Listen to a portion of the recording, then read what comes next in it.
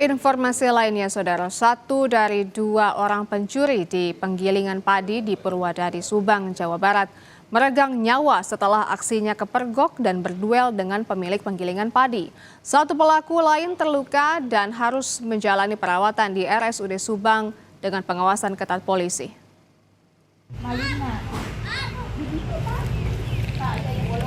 Aksi pencurian padi ini terjadi Selasa subuh di Desa Parapatan, Kecamatan Purwadadi, Subang, Jawa Barat.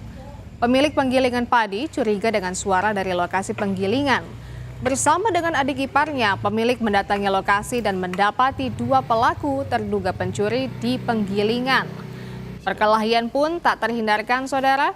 Satu pelaku tewas dan satu pelaku lain yang sempat kabur berhasil ditangkap warga dan harus menjalani perawatan medis di RSUD Ciereng, Subang.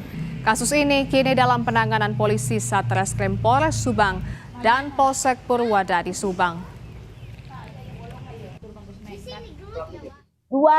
Duaan anu asup di dia, hiji anu di jalan make mobil box di jalan cenah ibu mah teu ngeuh lamun eta mobil teh penjahat teu nyaho ibu mah nya aya mobil di jalan teh sugan teh ibu mah mobil ngadon eureun weh da teu nyaho ibu ge teu apal tapas geus rame-rame loba jelema mangkat mobilna maka ditu kabur nya teu nyaho nya da teu apal. Jam berapa kira-kira?